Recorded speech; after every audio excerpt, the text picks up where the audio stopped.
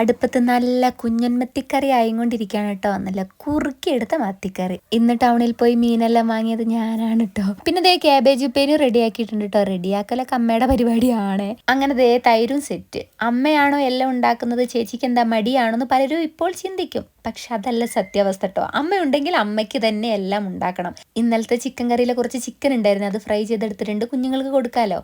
മഴയ്ക്കുള്ള സാധ്യത മുന്നേ കണ്ടിരുന്നു. പ്രതീക്ഷിച്ച പോലെ മഴ അങ്ങോട്ട് എത്തിട്ടോ. നമ്മുടെ വീടിന് ചുറ്റും വയലാണ് കേട്ടോ. വയലൊക്കെ ഏകദേശം വെള്ളം കൊണ്ട് നിറയാനായിട്ടുണ്ട്.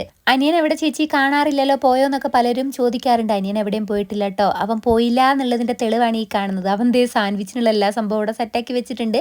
വൈകുന്നേരം നമുക്ക് ചായക്കുന്ന സാൻഡ്വിച്ചാണ് അനിയന്റെ സ്പെഷ്യൽ. കുഞ്ഞുങ്ങൾക്ക് വാങ്ങിയ മിൽക്കി ബാറിൽ ഒരെണ്ണം ഞാൻ അങ്ങോട്ട് അടിച്ചു മാറ്റിയിട്ട് മുറ്റത്തെ മഴയും കണ്ട് അങ്ങനെ കഴിക്കാന്ന് വിചാരിച്ചു. മഴ അധികം അങ്ങോട്ട് ആസ്വദിച്ച് നിൽക്കാൻ പറ്റില്ല കേട്ടോ. ഇടിയും മിന്നലും നന്നായിട്ടുണ്ട്. അതുകൊണ്ട് വേഗം ഇതങ്ങോട്ട് കഴിച്ചിട്ട് അകത്തോട്ട് കയറട്ടെ. അപ്പോൾ ഇന്നത്തെ വീഡിയോ തുള്ളിട്ടാ.